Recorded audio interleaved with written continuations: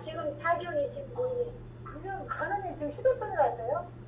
이제 보이네. 하지만 동안 코로나와 싸우느라고 잘 하나님 말씀 열왕기상 9장 1절로 9절 말씀입니다.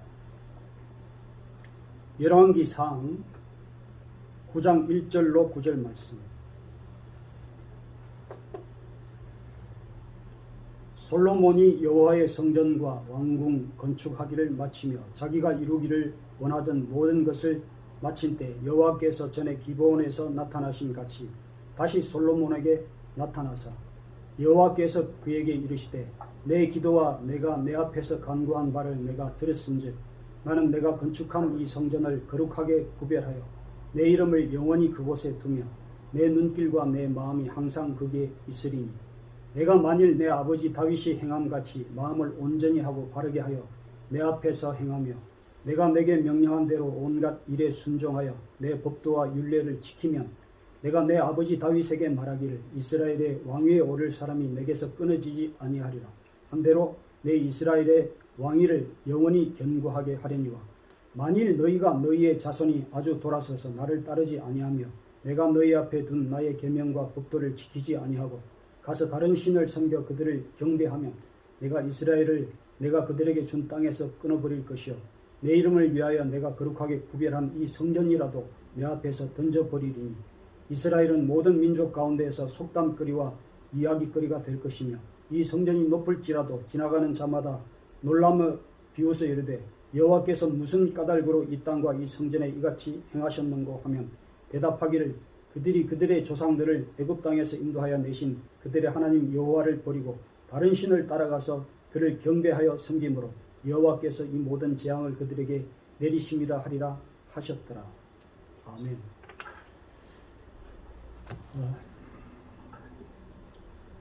지금 다윗이 임종을 앞두고 있습니다. 그 2장 1절에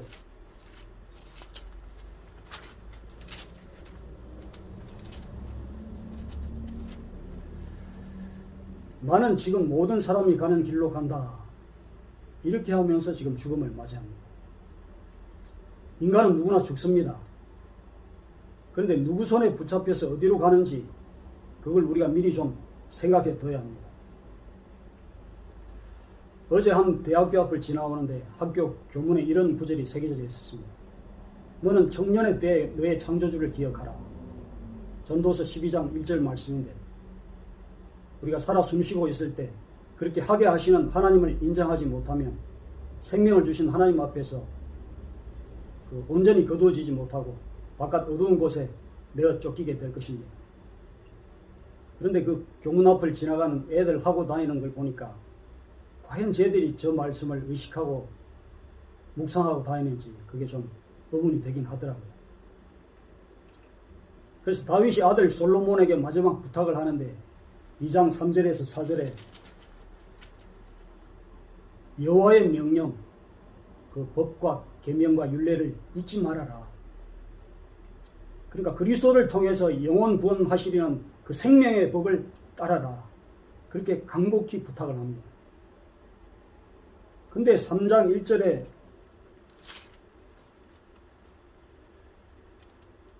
솔로몬이 세상 왕 바로의 딸과 정략적으로 결혼을 합니다. 신앙이 있는데 하나님도 믿는데 3장 3절에 신앙의 바른 기준이 없다 보니까 산당에서도 제사를 드립니다. 뭐 제단도 있고 다 있는데 그리고 그 열심의 표시로 그 산당에 올라가 가지고 소 1000마리를 태워서 드립니다. 소 태우는 냄새가 진동하면 복을 많이 주시는 하나님 그런 분이신가요? 그래서 우리가 종종 신앙에 욕심을 부리는 경우가 있습니다. 근데 하나님은 뭐라고 말씀하시냐면 순종이 제사보다 낫다 이렇게 말씀하시죠. 그 신앙의 바른 기준은 하나님 말씀에 순종하는 삶의 예배, 하나님이 그 예배를 가장 기뻐 받으시죠. 어쨌거나 아직까지도 이 신학이 제대로 정리가 안 되고 신앙이 제대로 정리가 안 됐기 때문에 그런 불완전한 신앙을 하고 있음에도 불구하고 하나님이 사무엘을 기뻐하시는 이유가 뭐냐면 스테이크 굽는 냄새를 좋아해서가 아니라 사무엘이 여호와를 사랑했기 때문입니다. 하나님은 자녀가 자기를 조금만 알아주고 인정해 드려도 얼마나 기뻐하시는지 모릅니다. 그 사랑 조금 알아준 것 때문에 기뻐하시고 감동하시고, 그래서 제사를 받으시고, 하나님은 그런 분이시죠. 하나님은 우리를 그렇게 사랑하십니다. 왜냐? 우리를 낳으신 아버지이기 때문이죠. 그래서 그 사랑을 아는 자녀들을 통해서 약속하신 그리스도를 깨닫게 하시고, 그리스도를 통해서 형통하게 되는 것이 어떤 것인지를 사무엘을 통해서 나타내시고, 이스라엘 나라를 통해서 나타내시니까 세상 왕들이 두려워가지고 감히 대적하지 못하고 조심히 이스라엘 앞에 엎드리셨습니다. 그래서 솔로몬이 하나님을 모시는 성전을 짓고 언약궤를 성전 안으로 모시는데, 그날 밤 꿈에 하나님이 나타나십니다. 그게 오늘 본문 말씀이죠. 솔로몬이 지은 성전은 하나님의 임재의 모형이고 예수 그리스도의 모형입니다. 그런데 지금 그 예수님은 오셨고 각 사람 안에 임마누엘 해서 계십니다. 그래서 이제 성전은 전에 솔로몬이 지었던 그 이후에 또 부수고 지었던 그런 그 모형이 아니라 우리 안에 실상으로 계시죠.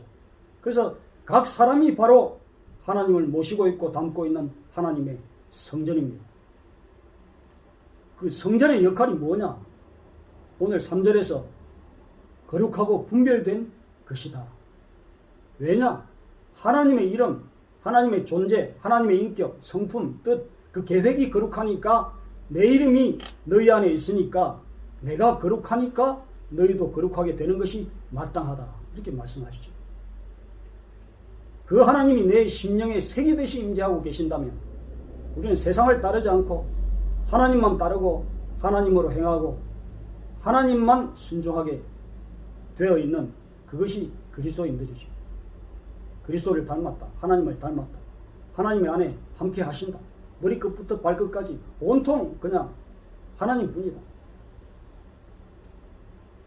그래서 그렇게 그리스도로 살면 어떤 복을 주신다고 하시냐 하면 하나님의 눈길, 하나님의 마음을 항상 네 안에 두겠다.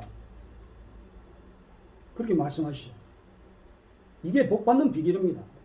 하나님으로 채워져 하나님만 항상 바라니까 하나님도 하나님의 눈길, 하나님의 마음을 너를 향해서 항상 불꽃같이 두시겠다.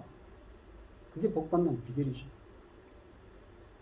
근데 우리가 이게 안 되고 어디 가서 용하다고 하는 목사한테 가가지고 머리 내밀고 축복 기도 받으면 복 받을까 봐. 그렇게 해도 소용이 없죠. 하나님의 눈길이 없고 하나님의 마음이 나한테로 행하지 않는데. 저는 어릴 때부터 예수 믿는 친구들이 많았습니다. 예수 믿으면 잘 된다고, 복 받는다고. 그래서 몇 번 교회에 따라가 봤는데 뭐 특별히 잘 되는 것도 없는 것 같고 복도 안 주시는 것 같아서 몇 번 따라가다가 안 따라갔죠. 하나님을 인정하지 않는데 무슨 복을 받겠습니까? 그래 사람들은 그렇게 잘 되게 해줄까 해서 예수를 찾고 복 좀 주실까 해서 교회를 다니다가 자기가 원하는 대로 되지 않으면 하나님을 원망하고 떠나고 그러더라고요. 근데 제가 언제 예수를 정말 만났냐 하면 완전히 인생에서 망하고 세상에 정말 희망이 끊어졌을 때 살고 싶은 생각마저 없어지고 그래서 이제는 죽어야지 결심했을 때 그때 만나주시고 들려주시더라고요. 나는 한순간도 너를 떠난 적이 없는데 내가 너를 그렇게 사랑했고 지금도 사랑하는데 그 음성이 들리는 거예요. 너무 기뻐가지고 숨을 제대로 쉴 수가 없더라고요. 그냥 눈물만 나고 뭐 입에서 바보 같은 소리만 자꾸 질러대고 지금도 내 손에는 아무것도 쥐어진 것이 없고 자고 일어나면 여전히 힘든 상황들이 있지만 하나님이 나를 알아주시는 그 한 가지 때문에 하나님이 나를 사랑하신다는 그 이유 때문에 굶어도 감사하고 길 가다가도 생각나면 눈물 나고 하나님이 궁금해서 자꾸 성경을 읽고 하나님이 나에게 원하시는 것이 뭘까? 그래서 하나님만 따르고 싶어가지고 전도 현장으로 나가고 선교하고 하다 보니까 여기까지 왔습니다. 지금도 여전히 상황은 바뀐 거 없지만, 그런데 그런 것에 도무지 신경이 쓰이지 않는 것은 하나님이 함께 하시고 하나님 나를 사랑하시기 때문이죠. 근데 하나님은 세상 것도 꼭 필요한 것은 주시더라고요. 그런데 하나님이 주시려고 하는 것은 그런 썩어지고 무너지지 않을 영원한 기업 하나님 나라, 그 천국을 주시겠다고 하시기 때문에, 어떻게 나 같은 것이 그 받을 자격이나 조건도 없는데, 그런데도 주시겠다는데 어떻게 하겠습니까? 그래서 이 세상 왕들이 솔로몬 안에 있는 하나님을 두려워하고 이스라엘을 부러워했습니다. 그래서 솔로몬이 그 하나님을 정말 만족하고 있으면 좋으련만, 어떻게 가진 사람은 더 가지고 싶나 봐요. 자꾸 세상과 잘 지내려 하고 욕심 부리고 이웃나라와 싸우지 않고 친해보겠다고 정락 결혼을 많이 해가지고 여자가 넘쳐납니다. 11장 1절에 후궁이 700명이고 첩이 300명이라는데, 이 젊은 애들 인생을 어떻게 책임지려고, 긴긴 밤을 어떻게 보내라고 이런 몹쓸 짓을 했나 모르겠습니다. 근데 이 여자들이 들어올 때 별의 별 우상들을 다 가지고 들어오죠. 아스다롯, 암몬, 그렇죠. 암몬, 밀곰, 그모스, 몰록, 그런 것들 들어옵니다. 그래서 이제 왕궁 안에서 황후들이 우상을 숭배하고 유행을 시키니까 백성들이 그걸 보고 그대로 따라하죠. 하나님 마음이 얼마나 아팠겠습니까? 그 결과로 이스라엘이 남북으로 쪼개졌고, 마치 누가 우상을 잘 섬기나 경쟁이라도 하듯이 하나님을 떠나고 떠납니다. 그래서 9장 아까 7절에 말씀하신 대로 하나님 약속을 잊어버리고 순종하지 않으면 생명에서 끊어버릴 것이고, 네가 아무리 성전을 높이 지어도 깨뜨려 버릴 것이고, 그리고 하나님 주여 주여 했지만 사람들에게 비웃음거리가 될 것이라고, 그리고 모든 재앙을 내리시겠다고 말씀하신 그대로 재앙이 점점 다가옵니다. 하나님 말씀하시기를 마지막 날에는 내가 한 그 말이 너희를 심판하리라. 심판의 기준은 말씀입니다. 하나님의 말씀, 이 복음을 가볍게 여기지 않는 우리가 되었으면 좋겠습니다. 이 땅 대한민국은 우상을 숭배하던 정말 가난한 나라였습니다. 외세 침략에서 한시도 평안하지 않던 그런 나라였습니다. 그런데 하나님이 우리를 긍휼히 여기시고 선교사들을 보내시고 그리스도의 복음을 주셔가지고 회개를 일으키시고 영적 부흥을 부어주시고 하나님의 영광을 드러내시면서 오늘의 부귀와 영광을 누리게 하셨습니다. 그래서 온 나라 사람들도 다 보았고, 그동안 해왔던 그 우상 숭배 때문에 예수 믿는 사람들을 괜히 미워했지만 하나님이 함께 하신다는 것을 인정하고 존중했었습니다. 왜? 그 예수 믿는 사람들이 하나님 영광 가리지 않으려고 할 수만 있다면 신앙인의 모습을 제대로 보이기 위해서 그렇게 하는 것이 그들의 자존심이었고, 그래서 바른 삶을 보이려고 애썼습니다. 예수 믿는 사람이 그 모습이 어떤가. 근데 지금은 하나님을 향해 걸었던 그 목숨들이 다 어디로 갔는지, 경쟁하듯이 교회를 다닌다고 하면서도 세상을 찾고, 자식을 우상 삼고, 가진 것을 자랑하고, 먹고 마시는 것을 목숨을 걸고. 그래서 우리가 신앙의 선배로서, 어른으로서, 또 파수꾼으로서 후배들과 자식들에게 지금 세상이 어떻게 돌아가고 있는지, 우리가 얼마나 하나님 앞에 죄인의 모습으로 있는지, 얼마나 우리가 무너져 있는지, 세상이 얼마나 비웃음거리가 되고 있는지 살피고 분별하고 회개하면서 돌이켜서 하나님께로 돌아가야 할 때인데 그렇게 하지 못하고 있다는 것이죠. 날이 갑자기 어두워지면 소나기가 올 줄 아는데 이 시대가 어두워지고 있는데 다가올 심판을 두려워하지 않고 있습니다. 내가 너희에게 한 그 말이 너희를 심판하리라. 정신을 차리고 복음을 회복했으면 좋겠습니다. 하나님 사랑을 더듬어서 확인했으면 좋겠습니다.